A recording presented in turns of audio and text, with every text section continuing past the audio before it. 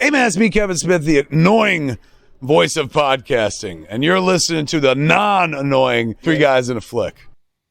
Ladies and gentlemen, please take your seats. The show is about to begin. Well, let me just quote the late, great Colonel Sanders, who said, "I'm too drunk to taste this chicken."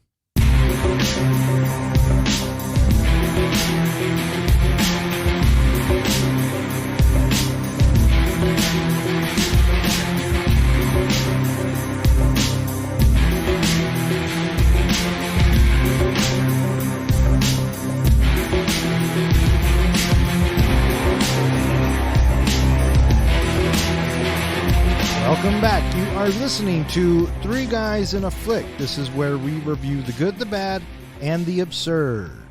Tonight's episode, Talladega Nights, the Ballad of Ricky Bobby. Beware spoilers.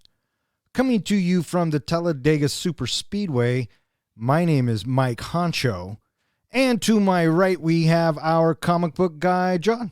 Chip, I'm all jacked up on Mountain Dew. And to my left, we have the Professor, Ken. Hello, racing fans. How you guys doing? Doing good. Good. Well, I just said I'm all jacked up on Mountain Dew. So that's awesome. Yeah. Yeah, right on. Tonight we are talking about Talladega Nights. It was Professor's turn for the movie pick, and he picked Talladega Nights. So the question is, Professor, why Talladega Nights? I was talking to my buddy Matt, and he really digs this movie, and I hadn't seen the movie in a really long time and had been on the Lodar to watch the movie. And so I thought, hey, golden opportunity. I'm gonna watch me some Talladega Nights. Does Matt listen to the podcast? I don't think he does. He's probably listened to one or two episodes. Oh. He'll listen to this one. Well, if he does listen to this one, hey, Matt, this one's for you, buddy. There you go. Released on August 4th, 2006, Talladega Nights, The Ballad of Ricky Bobby, was directed by Adam McKay, written by Will Ferrell and Adam McKay, produced by Jimmy Miller and Judd Apatow, and it stars Will Ferrell, John C. Reilly, Sacha Baron, Gary Cole, Amy Adams, Michael Clark Duncan, and a bunch of other actors. How'd this movie do, Don? This movie was made for $73 million, and it brought in $163 million. So not too bad for Will Ferrell, Reilly, and McKay. And for a comedy movie, most comedy movies don't generate a lot of income. Yeah. Well, this is, I wouldn't say early in Ferrell's career, but it's not at his peak yet. Will Ferrell had already done Old School, Anchorman, and then he comes in and does Talladega Nights, right? So he's not quite at the top. I think he's still rising because I think I like Will Ferrell, but I mean he's fairly well known. Do you guys remember seeing this for the first time? I probably saw it in rental, not in the theater. Yeah. I don't remember the first time I saw this, but I'd like to think I saw it in the theater. I'm pretty sure I didn't, and I specifically remember after watching it for the first time, I was like, it was okay. You know, but I feel that this movie is one of those movies that when you continue to watch it, it's a Will Ferrell movie and the lines get stuck in your head. And I think that Will Ferrell is funny in general, but when you add someone who challenges him and his funniness, like John C. Reilly, I think it just ups both their games, and those two together, I'd watch them act out of a box. For me, it goes along the same lines of Dodgeball. It's one of those movies that you can watch over and over again, and it's just as funny, especially if you give a little bit of time in between viewings. Sure, absolutely. Yeah, I think it's a really fun watch as well, and I agree that this is Will Ferrell on his way up, and he is probably best remembered for Elf. That's probably his high point. But I think that Talladega Nights, and it's hard to say if this is his second most popular, because Anchorman's a really strong movie. Step Brothers also is really popular with fans as well. It'd be hard to say which one of these three would be probably, in my opinion, his second best. Yeah. I would put Step Brothers at number one, and then Elf. So I think for me, I'd actually put Well, it's hard for me between Elf and Talladega Nights, but I think I put Step Brothers at 3 for me. Yeah. Do you know that producers, when they pitched this movie, only pitched it with 6 words? Yeah. Will Ferrell as a NASCAR driver. Yeah, and apparently that sold people. Well, what else would you need at that time, right? Well, he was such a big, personality on Saturday Night Live. Yes, He's absolutely. a known commodity. Yeah. And I got to say that I think nobody plays the man-child better than Will Ferrell. That's You a know good what I point. mean? Because they're a lot of his roles during this period are very similar. Adam McKay, the director, they had Will Ferrell and Adam McKay. They definitely had a really strong connection during this time.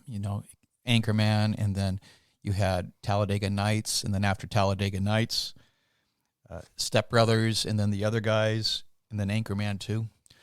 But turns out that they had a falling out. Yeah. And they kind of sort of parted ways. There was a production that they wanted to do, an HBO production called Showtime, and unfortunately, it was about the 1980s Lakers, and apparently they have parted ways because of this, and they're probably not going to be working together anytime soon. It's been a while. Yeah. So Adam McKay, as a director, he does the Will Ferrell vehicles, as you mentioned, but then he goes on to do The Big Short, Vice, and Don't Look Up, all nominated, Oscar nominated, and those are all serious, right? So far away from what he does with Ferrell. So he establishes himself as a solid director, and they want to tell the Lakers story of the 80s. Have you watched that, by the way? I got through like the first 2 episodes, and at the time it was streaming every week, and I didn't want to wait for it, so I waited for the entire season to come out so I could just go through it, and I haven't gone back to it yet. But John C. Reilly's in it, and I really do enjoy it. But I do remember, that's why Will Ferrell and Adam McKay don't, talk anymore. Yeah.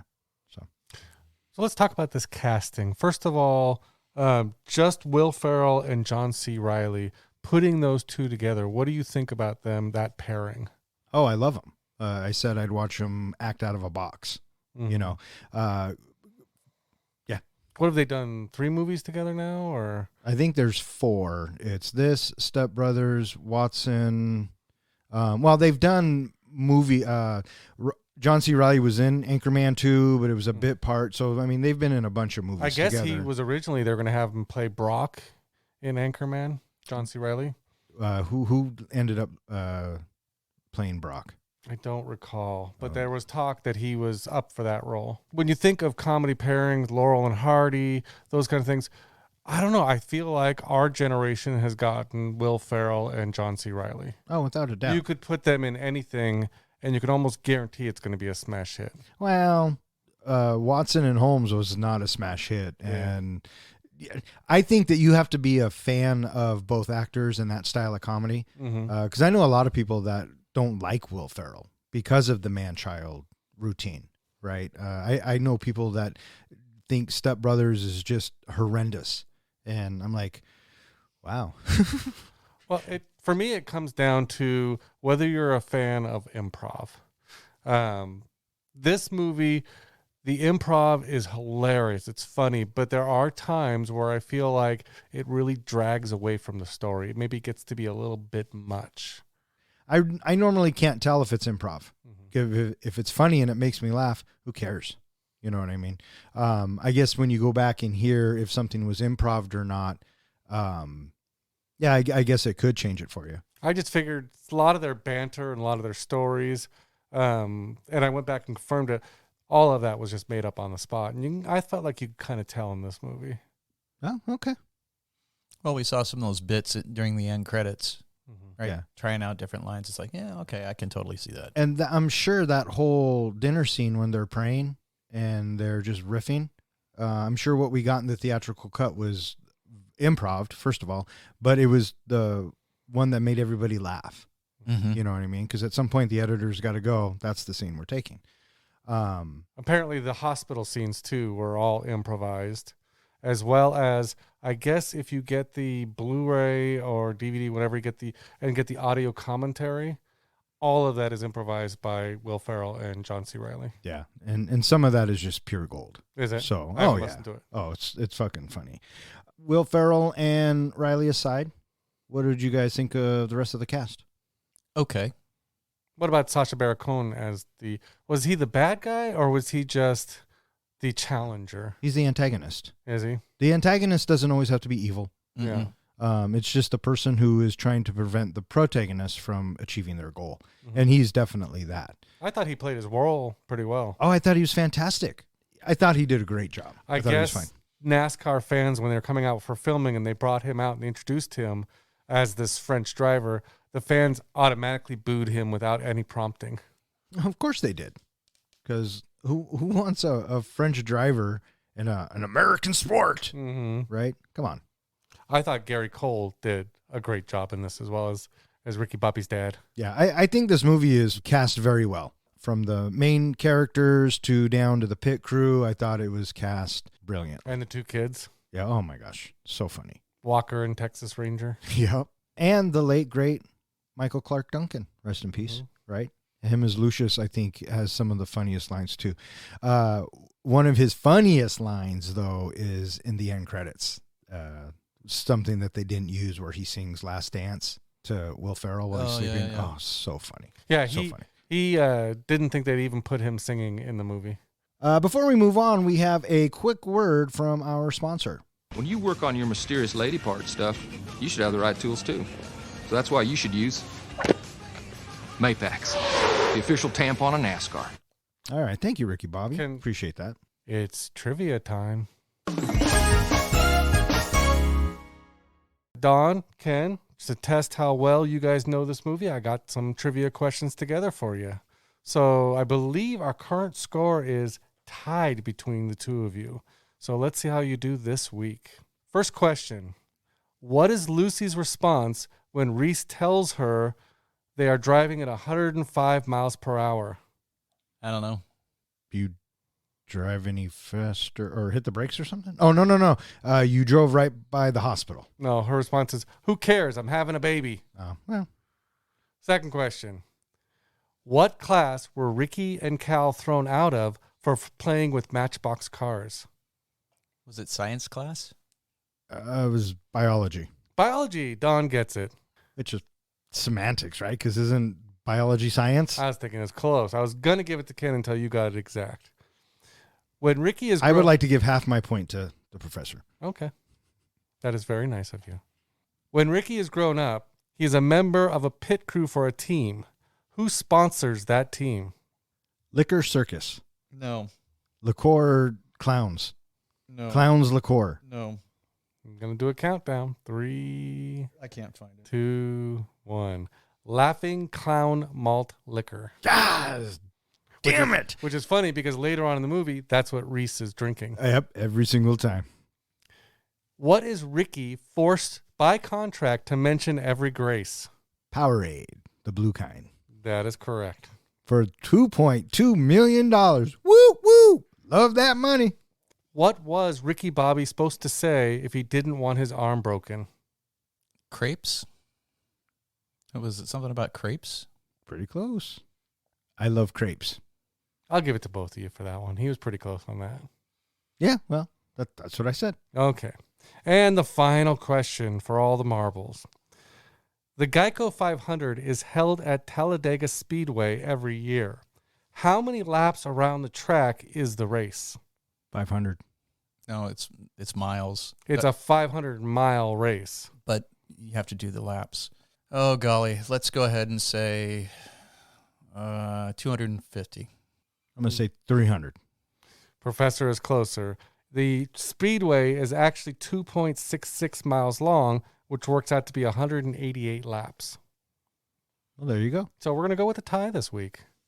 So apparently this movie has been so popular, especially with NASCAR fans and NASCAR drivers.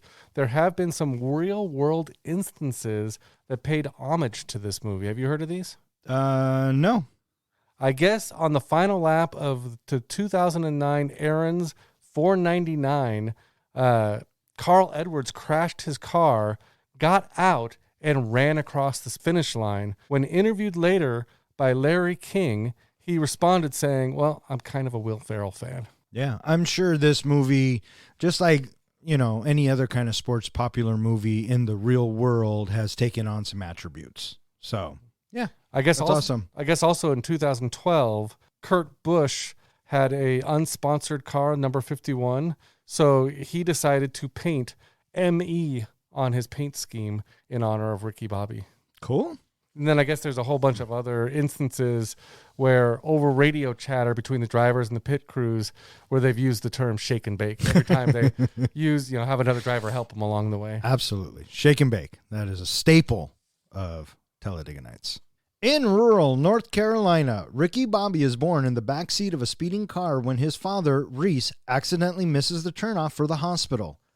Bobby sees his father only once after that, at age 10 at school. During this encounter, Reese tells Bobby, if you ain't first, you're last. Advice which Bobby takes to heart. 15 years later, Bobby works on the pit crew of Dennett Racing driver Terry Chavou. When Chavou decides to take a bathroom break because he's in last place, Bobby replaces him and finishes third. Larry Dennett Sr. gives Bobby a permanent seat, and he quickly rises to be one of NASCAR's most successful drivers. He meets his future wife, Carly, after she flashes her breasts to him. So this movie starts off with basically Reese driving his car, wife in the back seat giving birth. I love the sound effects when he hits the brake and the baby pops out. But here's what I was thinking. The car's going the wrong way, or she's laying the wrong way. Yeah. In order for this to happen. But you're right. The sound effects. Yeah. What do you think of the opening of this, Professor? It was amusing. It's very, very fast. It took maybe 2 minutes. Yeah. This movie is well paced, sort of. Mm-hmm. So Ricky Bobby's born. We find out that as a child, all Ricky could say is, "I want to go fast. I want to go fast. I want to go fast." Right. So mom pulls up to the little market, whatever, and of course the baby takes the car. So I felt like this was a natural to progression of what we were eventually going to get to Will Ferrell's character, right? Because you see the previews, you know what it's about. I appreciate that they give us this quick backstory and catch us up right away. Yeah, even giving us a little bit of Cal and our friendship just real quick at school. Oh, you had to introduce Cal just to establish that 10-year friendship, right? And then having Reese come in. I love the line. The teacher says, you can't smoke in here, Mr. Bobby. And he goes, that's okay. I'm a volunteer firefighter. Mm-hmm. And this is where, little Cal comes up with shake and bake, and now we cut to them as adults on a pit crew. Well, before that, Reese, when he's getting thrown out of the school, says to Bobby for the first time, if you're not first, you're last. Do you know where that line comes from? Where? I guess it's something that similar to what Vince Lombardi had said once. Do you know what that quote is, Professor? It's something very similar to that. It's something to the effect of, if you're not first, you're last. His quote was, winning isn't everything, it's the only thing. So that's kind of loosely where they got, if you're not winning, you're losing. Mm-hmm. And when we cut to them as adults working on a pit crew, do you know who the driver is? I was trying to figure that out. Who was that driver? Who? Adam McKay. Oh, really? Yeah, that's the director. So they're on a pit crew, and it's Cal, and now we're introduced to Lucius, Glenn, just the whole gang of characters. And the race car driver pulls in, gets out because he's got to take a piss, and everyone's like, what? And then they cut to him eating a sandwich. The thing that amazed me most about this film is how quickly a scenery can change. How quickly a character can go from full racing gear to his underwear. How quickly a driver can get out of his car, take a piss, stand in line, get a burger, and then sit down and eat. I always thought that was kind of humorous. But, the point is they don't have a driver. And Lucia says, who wants to go fast? And it's like Ricky Bobby has been waiting to hear this his entire life. But it was this is the moment. Wasn't it Cal that pushed him to say? Well, yeah. Well, Cal nudges him because that's his bro, right? Mm-hmm. And Ricky says, "I want to go fast," and he gets into the car. And this, anytime Will Ferrell and John C. Reilly can banter back and forth, even if it's for a few moments, I think it's fucking brilliant because Cal is so excited. He keeps talking to Ricky. And while he's talking to Ricky, I, as the audience, am thinking, dude, you're wasting a lot of time. But then Will Ferrell says, yeah, that's awesome. I feel like we're wasting a lot of time, you know? And so he sends him on his way, and thus Ricky Bobby is born. I thought that the interview he gave right after the race was very funny. Oh my God. I feel like it was our first podcast. You can put your hands down, Ricky Bobby. Just put Okay. it down by your side. I just thought it was a really good race, and that I And listeners, if you cannot see, I'm raising my hands. Oh, Will Ferrell, man. You know, if that shit's improvised, fucking, he's a genius. You know what I mean? I thought it was fucking hilarious. And so now we are jumped to a montage of winning. You know. And then we have Cal. He gets the Old Spice racing car. And so now they're racing together.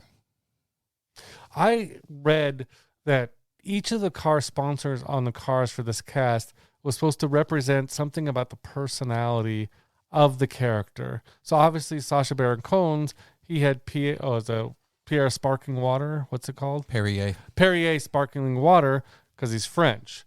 But why Wonder Bread, do you think, for Ricky Bobby? Because it's the all-American brand. It's red, white, and blue. Oh, okay. But, I mean, that's how I saw it. Mm-hmm. You know. And so while he is winning, you know, Carly, his future wife, is in the crowd, and she flashes him. And Will Ferrell's line, right? Please be over 18. I love how they just quickly flash to they're married. Yeah. Yeah, it's a quick montage. Yeah. Now they're married. And this is the Kickstart My Heart, right? So you got Motley Crue playing in the background, and everything's coming together. Then that little autograph bit when Susan steps and he scribbles on her forehead. Susan, you got to get out of the way when I'm in autograph mode. And her response is, I'm sorry for standing. It's so good. And so we keep, you know, fast forwarding to his success and where we're at kind of in present day a little bit. Commercial endorsements. Yep. And then we get the whole dinner scene. Now, do you think this was like, 10 years have now passed or 7 years? Because these kids have gotten pretty old. At least the oldest one. Well, it's got to be at least 10 years. Yeah. He's 10 years old and he'll beat your ass. All those cars out in front of that McMansion. Yep. And then the dinner process, right? Yeah. You had Domino's, KFC, and Taco Bell. Did that make you hungry? Oh, yeah. It does every time I watch this bit. I kept telling Julie, this is how you serve dinner. Yeah. Yeah. I want to see napkins and laps, boys. And so we get introduced to Chip, the father-in-law, the two kids, as you were saying. I love when they ask the kids, what were you out doing? Or how was school today? And what their response was. I threw a bunch of Grandpa Chip's old war medals over a bridge. Did you see Chip's reaction to that? Yes. Just the sadness in his face. And that goofy little conversation about Carly's breasts at the dinner table as well. How amazing they are. Yeah. Yeah. And how Callie was so excited about them, and she was so flattered. Thank you. That's the nice thing you've said to me. So one of the things that we're introduced to, and I'm not exactly sure, like it kind of where it fits in, but we're introduced to Dennett Sr., who is the owner of the team, who kind of treats Will Ferrell as a son. I mean, he treats him very kindly, but you can kind of see his own son a little envious of that. Well, Dennett says it in a press conference. Ricky Bobby's the son I never had, and his real son's standing right there. So yeah, he must die he must pass away or something, because Dennett Jr. is now running the team, right? And so we're at race day, and now we learn that Ricky Bobby goes down every race and leaves 2 tickets for his daddy, which I think is adorable. And then the race is going on, and we're introduced to the slingshot move, where Cal Naughton Jr. helps helps Bobby get around the person and wins, and that's going to become a plot point, if you will, coming up here. But what stands out in this scene is there's a car pileup, and Ricky Bobby lands up in reverse. So he wins the race in reverse, thus elevating his ego, you know. And what'd you guys think of that when he finished the race in reverse? Well, didn't he flip off the driver that was kind of a dick to him? Jamie, losing's never fun, but here, I got you something. Flips him off. It's real nice. I got it at Target. And so, yeah, he wins the race, but Dennett Jr. was all kinds of pissed off at him. Cost him 100 points. Yeah. And I love with all due respect, I didn't know that you shaved your balls and gave them away, or whatever he says. And Dennett's like, you can't say that to me. And Ricky Bobby's like, yes, I can. I said with all due respect. And so before moving on, we have another word from our sponsor. Hey, I'm Ricky Bobby. Christmas is right around the corner. And what better gift to give a loved one than the Jackhawk 9000? Available at Walmart. Bobby persuades Dennett to field a second team for his best friend Cal Naughton Jr., and they become an unstoppable duo using the shake and bake slingshot technique on the track. Bobby's newfound arrogance, however, aggravates Dennett's alienated son, who retaliates by adding talented, openly gay French Formula One driver Jean Girard to the team. Girard not only taunts Bobby, but he outperforms him and becomes the team's top driver. Desperate to beat Girard, Bobby exceeds his limitations and crashes at Lowe's Motor Speedway and is hospitalized. Fearful of wrecking again, Bobby's performance drastically declines. Dennett subsequently fires him, and Carly leaves him for Cal, who still considered Bobby his best friend. But Bobby insists their friendship is over. So the guys are drinking at a bar, having a good time, and we are introduced to Jean Girard. What'd you think of the introduction? It was fun. It was fun. They played the French music on the jukebox, and everyone's like, that? everyone's like, oh, it's hurting my ears. It's hurting my ears. So funny. Didn't they say something like the only reason it was on the jukebox was a test? Oh, it was to fit profiles or something. It was like a profile or something, because everyone's complaining about it, and Jean Girard's like, well, then why is it on the jukebox if you don't play it? So logical, right? And then so Girard makes his presence known to the team. This whole thing is hilarious to me. They get into the whole, we're from America, and then Jean Girard's like, I'm from France, and Bobby and them are like, what did the French ever give us? But I like when it's reversed, and Girard says, what did America give us? And they're like, Chinese food. He's all, China. And one of them he says was George Bush. You know why they mentioned George Bush? Why? Because that's who Will Ferrell played a lot on Saturday Night Live. Oh, right. So yeah, just the whole banter back and forth was hilarious to me. I don't understand why everybody just stood there and let Bobby be pinned by Jean at the pool table. Why didn't somebody just come up and just throw him off of him? I thought it was kind of had to do with Ricky Bobby's ego and his manhood. You can't come up and steal his manhood by helping him out of that situation. Maybe. Or I took it as soon as someone rushed him or he felt something, he would just break it anyway. So, I mean, he had him in a very precarious moment. Well, that, and he was so quick, nobody else wanted to get their ass kicked. I love when Will Ferrell goes at him and he dodges it, and Jean Girard says, oh, you're very fast, Ricky Bobby, but not fast enough. And then the whole say I love crepes. I like the conversation of, are those little flat pancakes? I like those. Oh, I had a mess of pancakes this morning with a bunch of syrup on them. I sure do love me some pancakes. And then everyone's like, oh, that's a good compromise, Ricky Bobby. You should say it. You're just going to have to go ahead and break it. Yeah. But and then he says, well, shit, while I'm down here, someone give me my beer. So he's drinking his beer down there. So Girard breaks his arm, and I like what he says. He says, your injury is one of ignorance and arrogance or something like that. And then Cal says, you broke my bro's arm. Now you got to get tased. And then Dennett comes in, fires a gun, lets everybody know that Jean Girard is part of the team. And they're like, what the fuck? But nope, Jean Girard is here, and he's here to stay. Then we get a montage of Jean Girard winning. What's the song? I know it's in French. It's something they redid in French. What was it? I don't know. Paint It Black, Rolling Stones. Mm. Yeah. But you're right. It's in French because, well, Jean Girard's French. We also get don't want to get a little background on Jean Girard. He's married to Andy Richter, who raises dogs and trains them. And I thought that was just kind of a great little side story. Oh, it was hilarious. It was absolutely Gregory, his husband, Gregory. Sasha's facial expressions in this had me rolling sometimes, and the way he would pronounce things, and just such a funny guy. So Jean Girard's making an impact, and he's doing well, and they're getting ready for the next race. But Ricky Bobby has a cast on, and he's not supposed to drive. But when they go to the track, Jean Girard's pulling in, and they say, "And Jean Girard's sitting on top of the pole," which is a comment based on fact, not on the driver's sexual orientation. Every time makes me laugh. So now we have another kind of square off between Ricky Bobby and Jean Girard, and Jean Girard's just taunting him. You know what I mean? And then Cal gets in the mix, and then they start the whole shake and bake thing, and how frustrated Jean Girard gets about that. What does that even mean, shake and bake? Or do you have epilepsy? So funny. What did you guys think of this whole bit? I don't know. I thought it was good. I dug the crashes in this movie. The car crashes that they have are spectacular.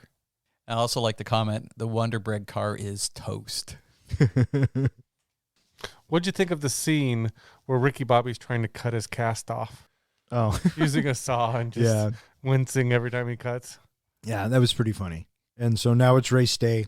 Jean Girard's in first, and they start racing, and Ricky Bobby's driving, ridiculously. And I like what Lucius says to him. He says, "Ricky, you're driving like a pissed off teenager, right?" Because Ricky's ego is just completely threatened here, right? This is everything to Ricky. And so he finally catches up to Jean Girard, who is at this point a superior driver. And, Lucius is saying, back off. And Ricky's like, "I'm not going to back off. I'm Ricky fucking Bobby," right? And so ultimately what happens is, you were talking about, Professor, these crashes, right? So Ricky Bobby, I don't know how he ends up in the air. It doesn't logically make any sense to me after watching it, but whatever, you're in for the ride. And I like how Will Ferrell's in the car, and he's like, "Yep, I'm in the air. This ain't no good." And he had sold his windshield to Fig Newton.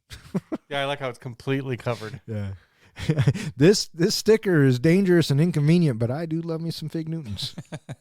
And so he ends up crashing. And these bits are probably some of my favorite, when Ricky's on fire and running around and yelling. And it's not so much Will Ferrell's part in it that I love so much. I think it's the supporting cast around him. The two guys, the techs, or the EMTs, if you will. "You're not on fire, Ricky Bobby." So funny. When I think of this movie, I think it's this scene that I always picture in my mind of Ricky Bobby running around just in his underwear and the helmet, yelling, "I'm on fire, I'm on fire." And this movie does such a good job of calling out what the audience thinks. Because the commentator goes, "How did he even get down to his underwear so fast?" Yeah. You know what I mean? And what does Cal say? "Please don't let the invisible fire burn my friend." And then the commentators, "That's a true teammate." So Ricky Bobby gets taken away, and the commentators say there are good days in NASCAR and there are bad days in NASCAR. Ricky Bobby just had himself a bad day. So he is now in the hospital, and he's not waking up. And Carly immediately, "Pull the plug." "Ma'am, he's just taking a nap." And this is where we get Cal's confession. His Playgirl confession. "Remember that summer you went away to community college? I did a full spread, nude and everything." Yeah, it was a kind of real full spread because I pulled my butt cheeks apart. But you probably didn't hear about it because I went under the name of Mike Honcho. So I just want you to know.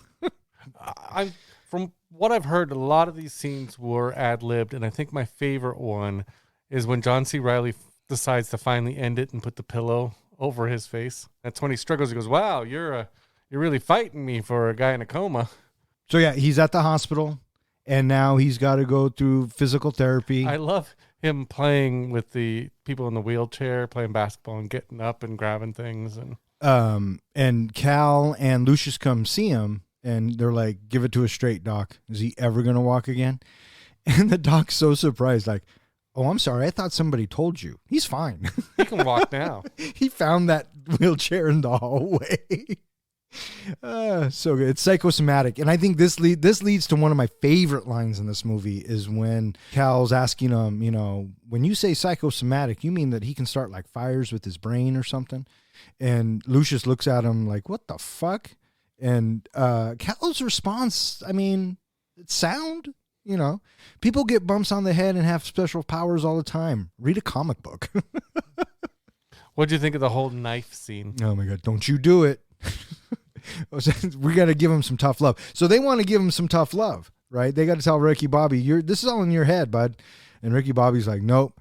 And, as soon as you saw the steak knife, you knew what was going to happen. Mm-hmm.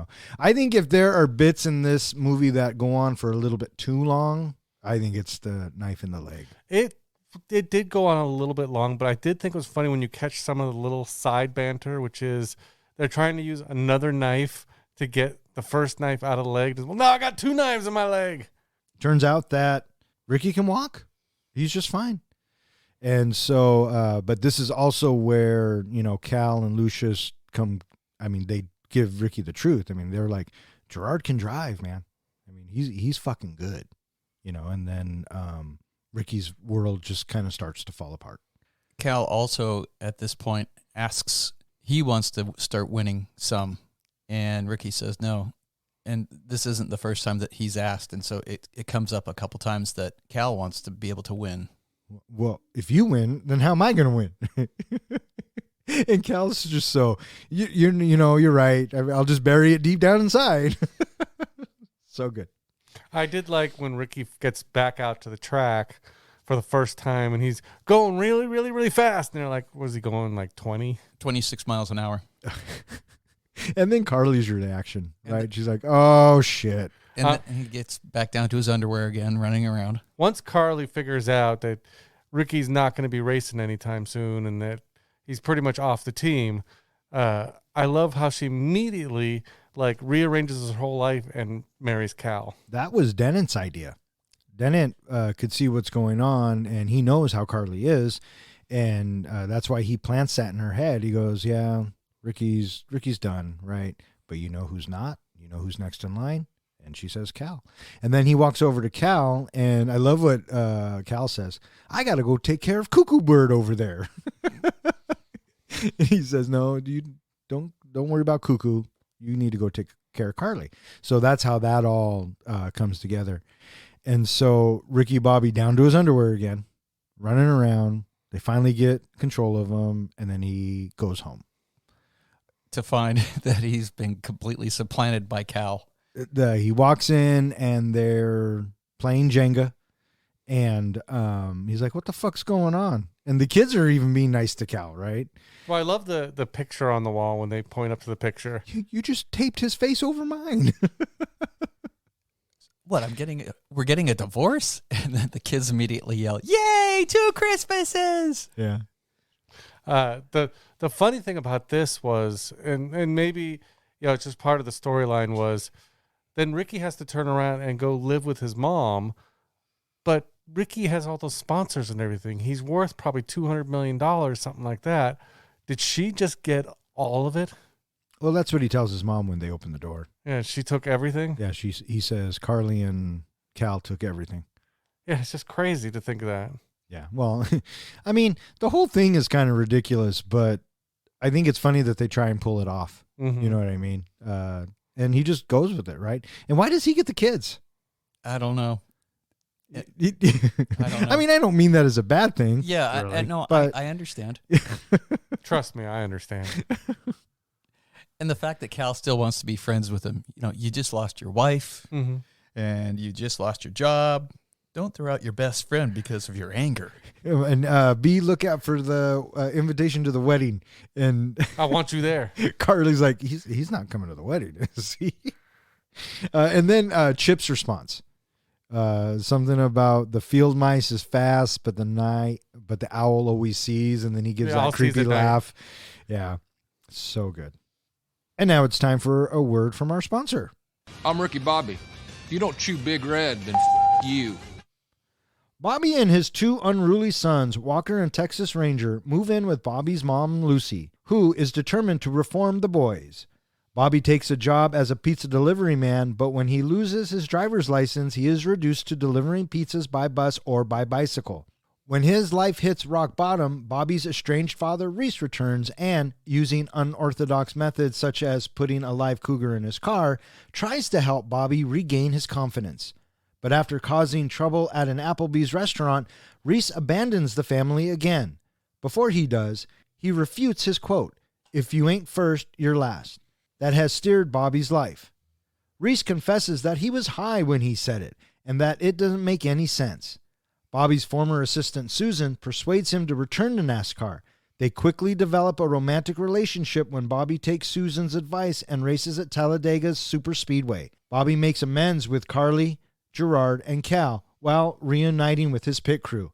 With no sponsors, Bobby's car is painted with a cougar to inspire him. So we kind of said it earlier, but again, Walker and Texas Ranger, I think, are just standouts in this movie. Besides having the relationship of Ricky, Bobby, and Cal, I love the lines from the kids. It's almost like a second story. Oh, they were fantastic. And, Ricky Bobby, they got to move in with mom, and so he wants to deliver pizzas. The bit where he gets into the truck and everyone's making fun of him, he backs into the car, and then he hits the cop. And so now he's got to deliver pizza by bicycle because he gets his license. Well, they taken start away. the bus first. Not in my version. Oh, okay. So what happens? Well, they just show him on the bus holding the pizza. Holding a bunch of pizzas in his lap. Yeah. And then they go to the bike, and he's delivering to a motel, and this is where we meet Reese.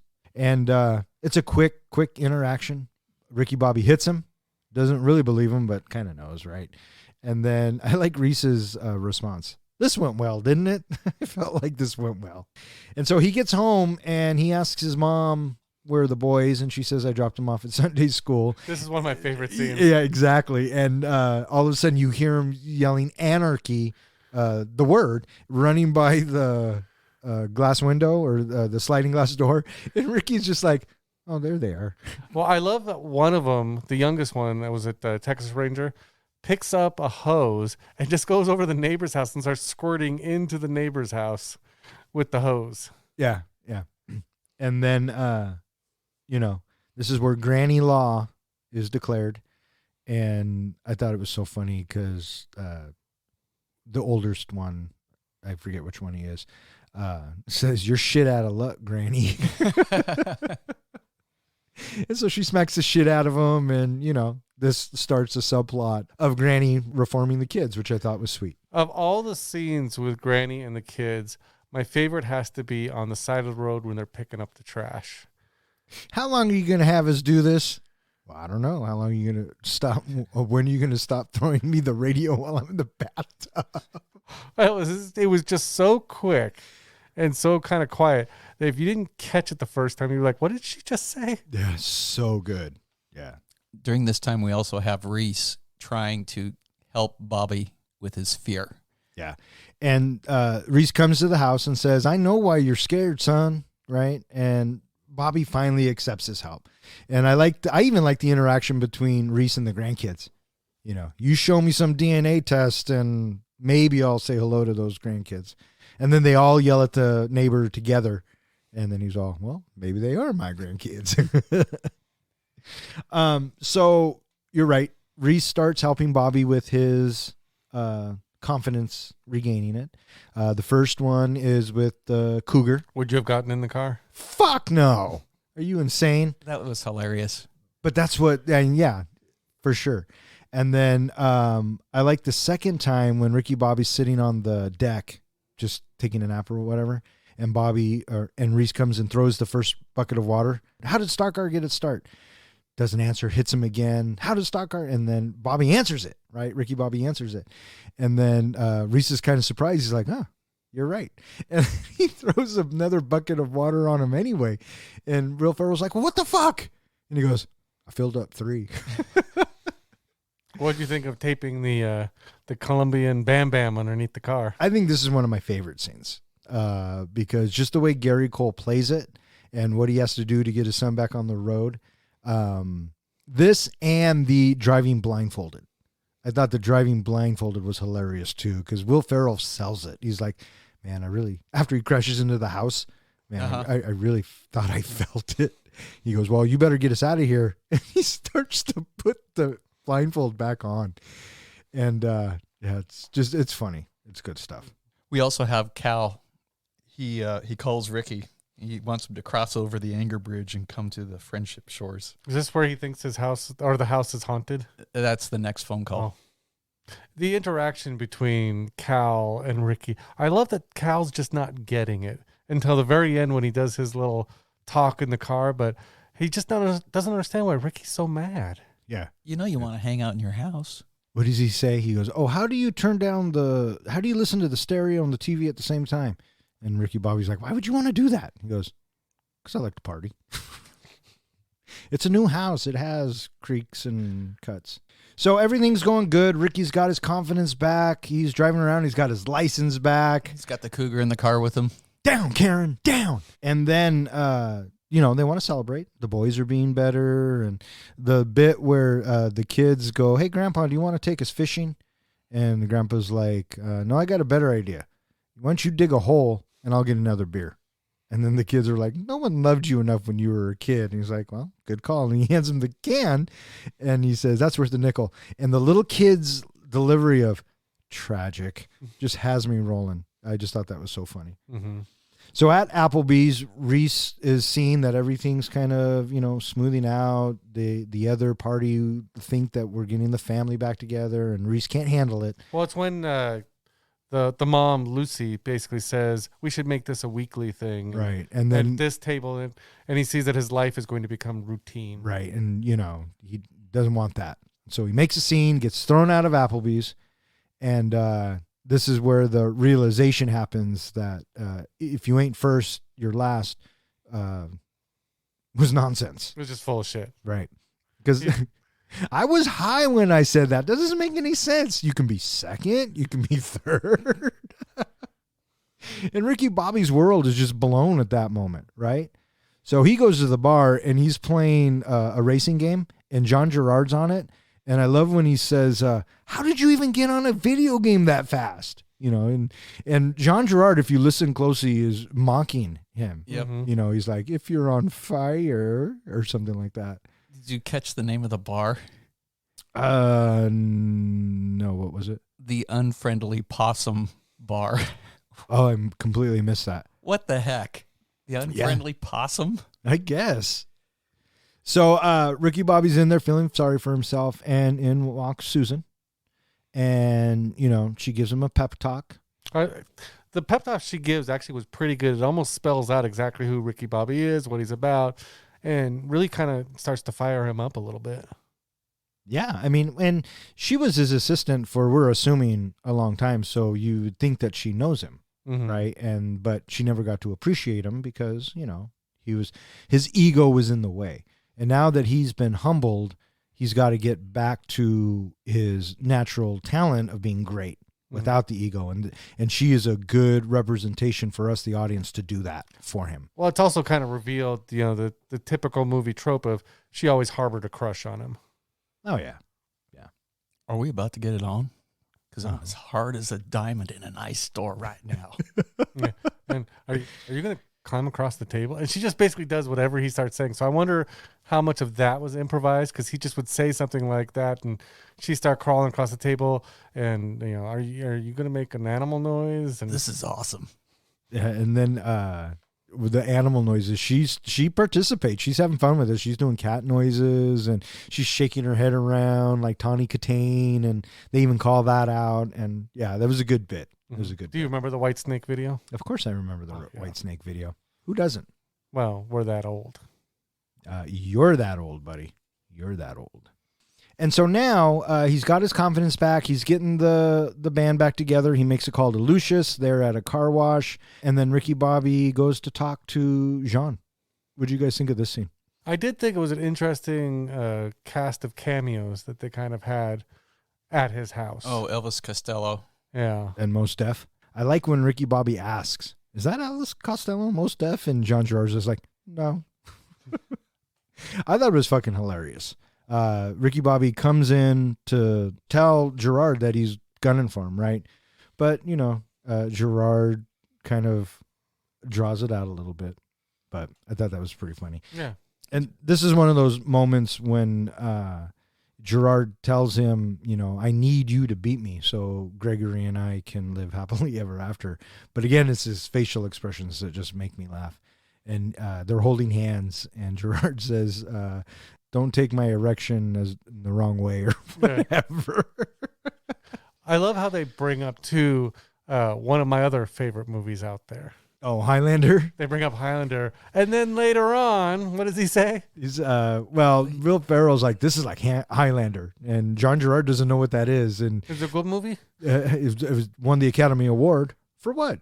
Best movie ever. So good. I totally thought of John as well. Yeah.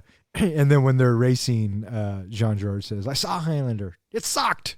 So it's race day, and Bobby has no sponsors, but, they paint the car. Well, I love the crew had been up all night, basically fixing up the car, building the engine, and then painting the car.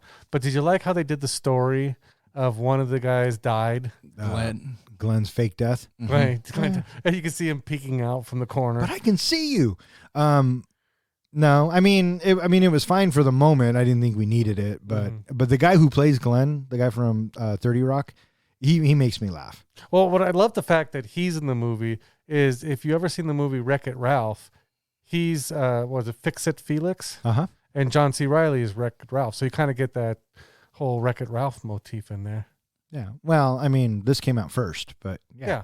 This is why they were in Wreck-It Ralph together, probably. But I felt like the reason, I know you said this scene didn't feel necessary. I felt like they were making fun of a lot of movies that do that, they've got to win it for so-and-so who died, like in Dodgeball, they had to win it for their coach, that died. Maybe. Well, they do say that they're just trying to motivate him. Mm-hmm. I just thought that was a weird way of trying to motivate someone. Mm-hmm. So. And then we get Cal talking about his wedding. What? You're already married? Right. Yeah. And because Bobby goes to apologize, and I like how that goes down. And Ricky Bobby just basically says, I never let you win. I wasn't a very good friend. You've always been good to me. I'm sorry. And Cal's response, I don't know what your tactic is. You're getting in my head. I'm going to just keep acting tough until I figure it out. I like how he talks about the nacho fountain. The cheese fountain. 4 kinds of cheeses. All 4 kinds, they've just streaming in together? Yeah. Oh, that sounds awesome. What'd you think of Will Ferrell's sponsor? Me? Yeah, me with the cougar. Oh, yeah, it was fine. It was fine. It was to be expected. Mm-hmm. It fell right in line with how this entire film was going. Sure. So, yeah, absolutely. And now a word from our sponsor. Hey, I'm Ricky Bobby, And I'm Cal Naughton Jr. urging you never to travel to Tijuana. During the race, Bobby climbs from the last place to the second place behind Gerard, and Cal uses their slingshot technique to help Bobby pass Gerard. In the final laps, however, on Dennett's orders, the driver of Bobby's former car causes a massive wreck that takes out everybody but Bobby and Gerard.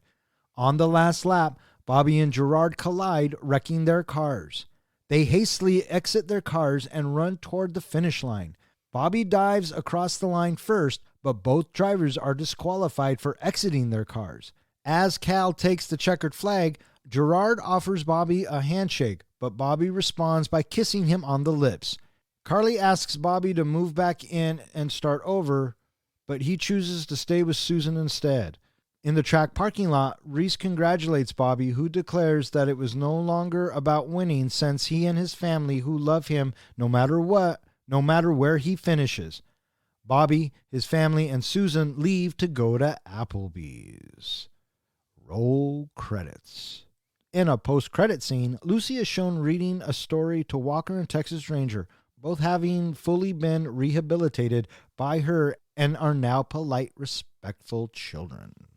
So the race is on, and Gerard's obviously in the front and Bobby's in the back. I do like, kind of mentioned it earlier, that during this scene, Cal's on the radio with his pit boss, and he's trying to figure out, when he said this, what did he mean by that? Is he trying to get in my head? And Yeah, and the crew chief's like, yeah, man, that's weird. I don't know what's going on.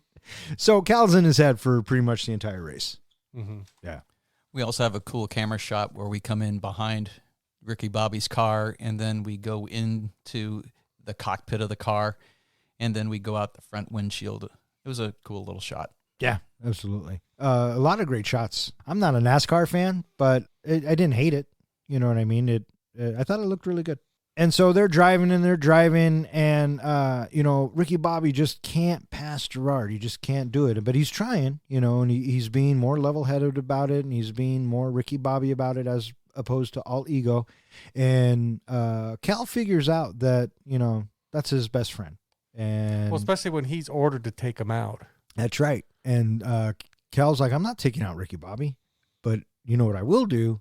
And then, slingshot engaged. And Cal helps Ricky get around Gerard. And then Dennett's fucking furious. And he's like, he calls one of his other drivers. He's all, you take out Cal Naughton Jr. And, being the obedient servant that driver was, he does, and causes a huge accident, leaving only Ricky and Gerard that escape naturally. Right. And again, cleanup of said wreck is fucking miraculous. It was like a blink of an eye because 2 seconds later, they're off and racing again. Which is part of the trope of this movie as well, that things happen unusually fast. Yes, absolutely. And you just go with it. Sure. Yeah, absolutely. In the meantime, we also have Reese show up at the ticket booth. He finally takes the 2 tickets. I loved that scene because it looked so tender in the beginning. And then what does he turn around and say? Oh, he did exactly what I thought he was going to do as soon as he walked up. Sure. And I loved what the guy says. Mister, these tickets been waiting for you for a real long time. I think that's the tender moment. But I knew it as soon as he turned around. $60 a pop. He's just selling them. And I'm thinking, they're in the last lap of the fucking race. Who's going to buy them now? But I don't know. So on the final lap, the 2 cars collide. They crash. They tumble. And then both drivers get out of the car, look at each other, and start running. And this was a bit where as they're crashing, they go to commercial. Right, Mm-hmm. right. And then they come back and they're still crashing, which As you totally expected it yeah, to be. I thought that was cute. And so so Ricky Bobby and John Gerard get out of their cars and they start racing on foot. And then we get the Pat Benatar song to go along with it. And, dramatically, Ricky Bobby wins. Everybody's going crazy. And the announcers immediately are quick to say, oh, that was fantastic. Obviously, none of it counts because they were both disqualified, but that was fantastic nonetheless. So I thought that was pretty good. Now, the kiss that Ricky Bobby has with Jean Girard, do you know they won an award for that? Wasn't it like the MTV award for best kiss at the time? Best kiss of the year. Yeah. That was pretty funny.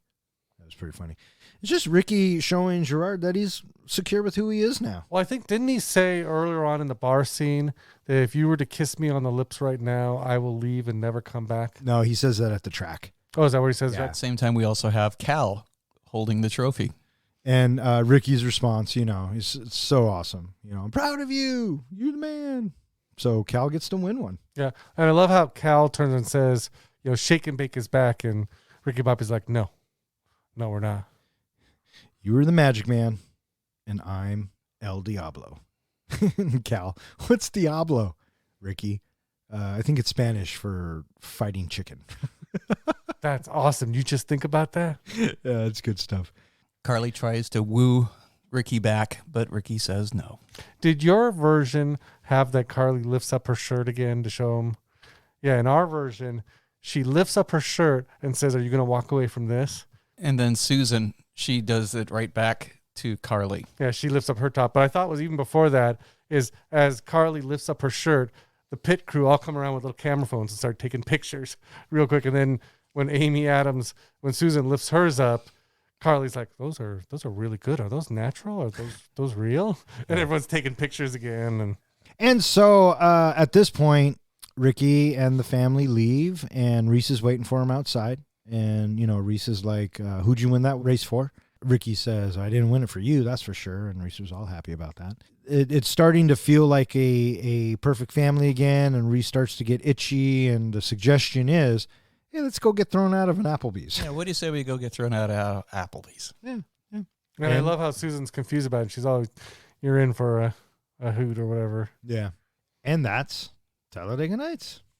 Again, with your version, did yours then immediately go into them, Will Ferrell and John C. Reilly just improving different promotional things? Yeah, sponsors? that was the end credits. Okay. So that wouldn't have changed. Yeah, I thought that was some funny stuff. There was, but I think what they used in the movie was funnier, and which is why they used it. Mm-hmm. You know what I mean?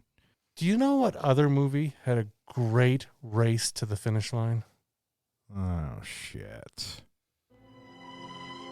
And now it's time for John's Precious Moment. This is the point in our podcast where I take whatever movie we are currently reviewing and compare it to the greatest movie series ever made, Lord of the Rings. Now, as I just mentioned, Talladega Nights and Lord of the Rings both feature a great race to the finish line. While Talladega Nights follows the story of a NASCAR driver, the Lord of the Ring depicts a quest to destroy the One Ring and save Middle-earth from the clutches of the Dark Lord Sauron. Whether it's a high-speed race around a track or a perilous journey across treacherous terrain, the stakes are equally high in both movies. So for Frodo, I picked Ricky Bobby. It's his journey we are focused on throughout this flick. Sam, he's Cal Nonnington Jr. Cal is Ricky's main support for the majority of the first half of the movie. But later, it's really Susan, Ricky's assistant, who becomes Bobby's Sam for the last quarter of the movie. Mary and Pippin, well, that's got to be Walker and Texas Ranger. Their antics are constantly getting them in trouble. To them, their Gandalf is grandmother Lucy. Just as Gandalf was constantly correcting the bad behavior of Merry and Pippin, so was Lucy for her grandchildren. But for Ricky Bobby, Gandalf was someone different. For Ricky, it was his father, Reese Bobby. Just like Gandalf in Lord of the Rings would show up when needed, just as Reese did, Gandalf would also leave when they seemed to need him the most. Again, just as Reese did when he abandoned Ricky Bobby after his times of need. While Lucius Washington, crew chief, also had a bit of Gandalf quality to him, always advising Ricky and trying to keep him on the right path, I thought his quick nature to anger reminded me more of a Gimli-type character. The pit crew, Herschel, Kyle, and Glenn, Bobby's three pit crew members, make up the rest of his fellowship. Sauron the White. I picked Jean Girard for that.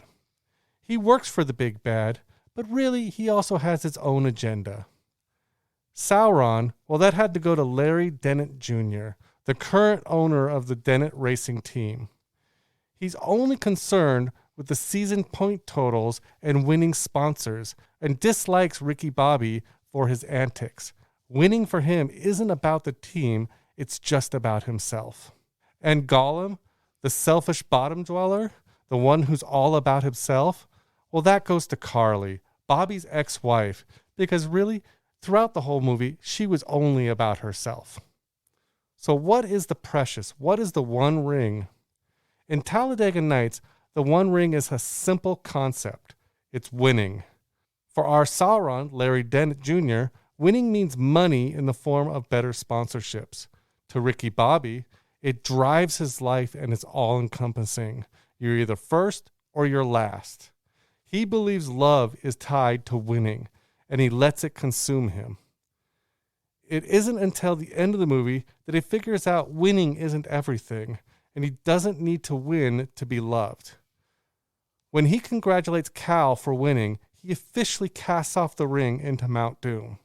So there you have it, my comparison between Talladega Nights and Lord of the Rings. Bring on the grades. You want to go? You want me to go? I'll go. All right. That wasn't bad. I have this sneaky suspicion that he might be getting better at this. I like the Lucius and Gimli comparison. I thought that was good. Gollum and Carly, spot on. Usually any protagonist and their pal in any film should always be Frodo and Sam. So, that those are givens.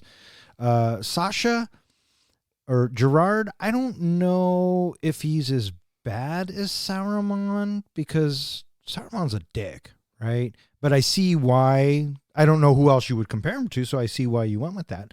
Not bad there, comic book guy. I'm going to go ahead and give you a B-.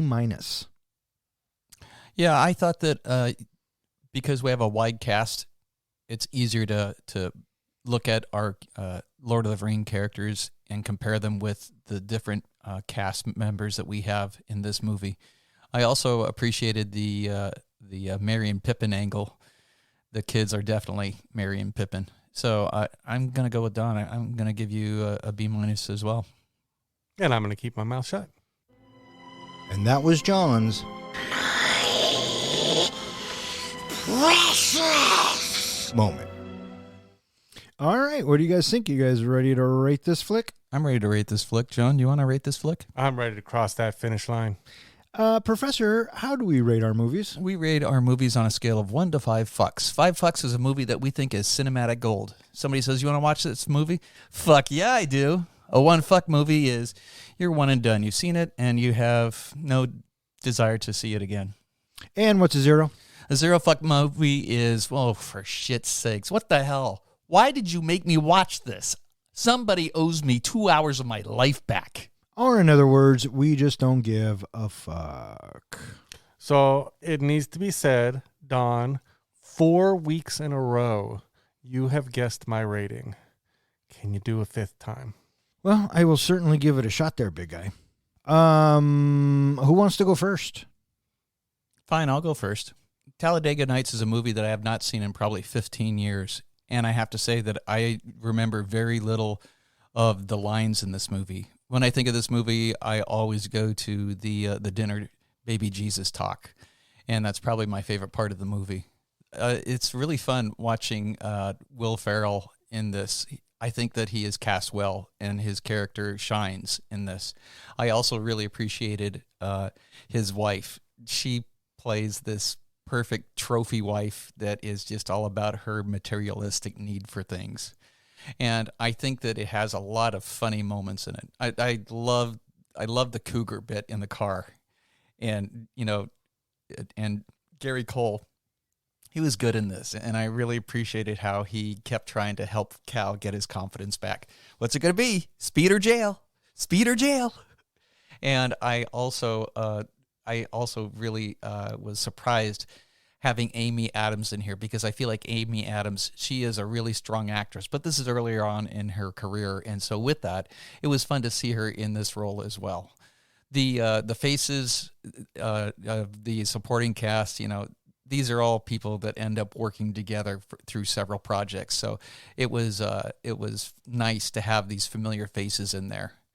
The story is, I think it works. It's a fun watch, and for the most part, I think it's worth watching pretty much any time. I'm going to give this a solid 3 fucks. 3 fucks from the professor. So I'm struggling here. I think that your score is anywhere in between 3.25 fucks and 3.5 fucks. So I'm going to go based on my gut. The comic book guy is going to give Talladega Nights 3.5 fucks. Talladega Nights is high-octane action and laughs. In Talladega Nights, we follow the rise and fall of Ricky Bobby, a dim-witted but talented NASCAR driver. Ferrell's over-the-top humor creates an absurd and hilarious character that you can't help but root for. The supporting cast, including John C. Reilly, Sacha Baron Cohen, and Jane Lynch, all bring their A-game, delivering some of the movie's most memorable moments. But Talladega Nights isn't just a silly comedy. It touches on the themes of family, loyalty, and the relentless pursuit of success. While the movie didn't take itself too seriously, it still manages to deliver some heartwarming moments that will get you cheering for Ricky Bobby and his team.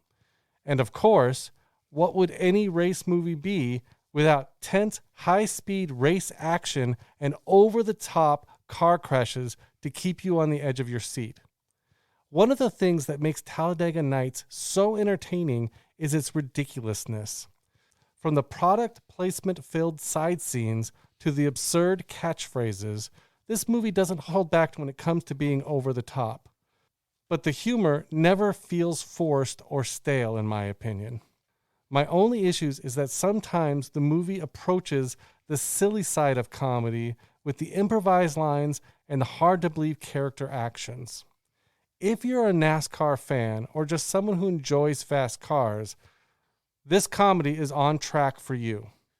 The camera work, special effects are top-notch, making you feel like you're right in the middle of the action. And the sound design is incredible, capturing the roar of the engines and the screech of the tires with precision. Overall, Talladega Nights, The Ballad of Ricky Bobby, is a must-watch for fans of comedy, racing, or just good old-fashioned fun. So get your engines roaring and buckle up for a wild ride you soon won't forget. This movie will have you quoting its hilarious lines for years to come.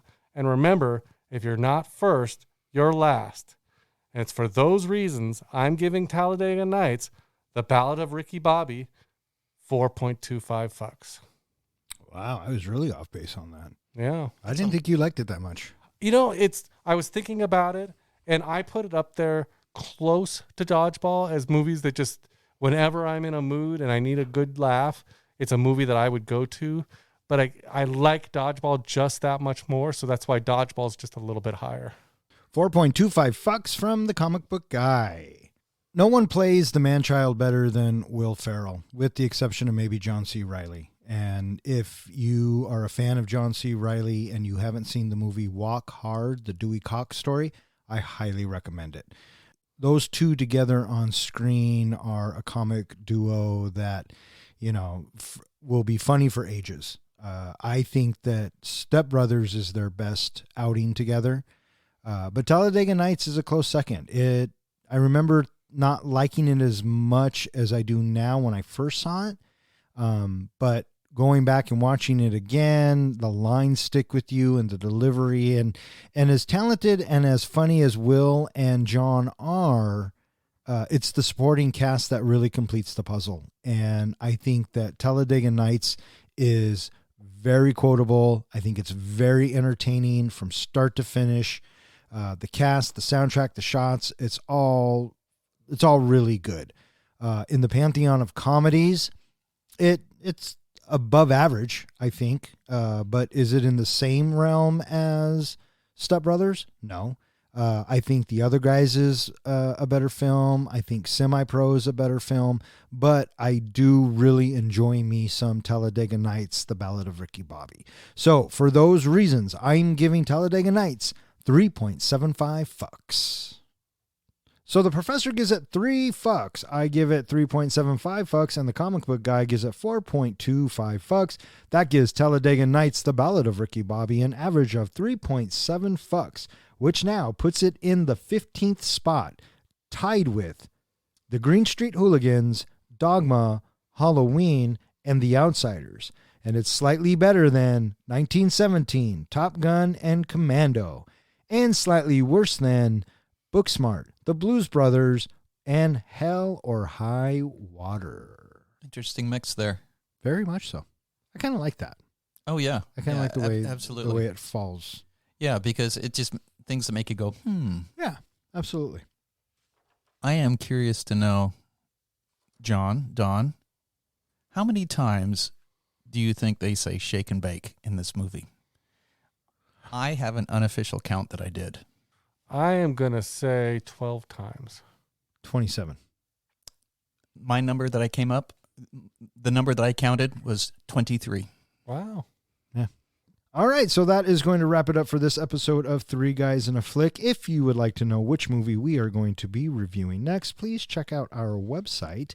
And speaking of which, John, where can they find us? Well, they can obviously race on over to our website at threeguysinaflick.com, where you will find our show notes, all of our podcasts, movie trivia, as well as a teaser for our next podcast.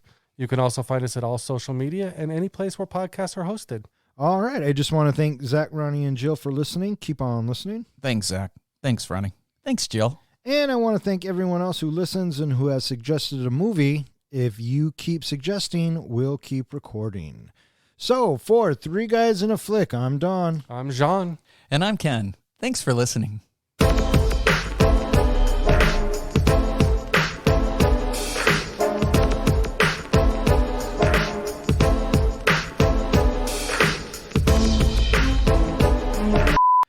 Because he had already done Anchorman. and Wedding Crashers. And then there was that other NASCAR movie that just flopped. Which NASCAR movie? It was like some Tom Cruise vehicle. What are you talking about? Days of Thunder.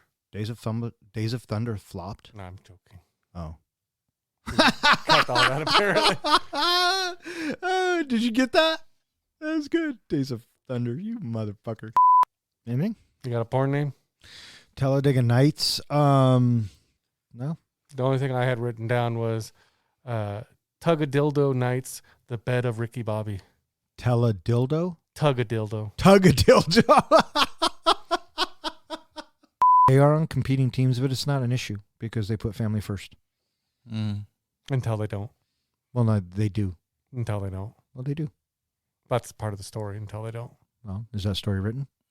Well, I'm working on it. Bullshit. How long do you think Cal and Carly stay together? Oh, I think it was over after this movie was over. Depends on how long Cal keeps winning. She walked over and grabbed him by the crotch, dude.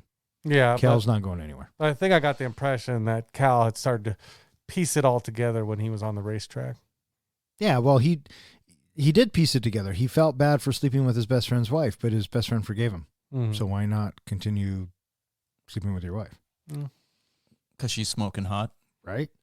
As long as he's winning, she's a dipping. All right. Fuck off. Good night.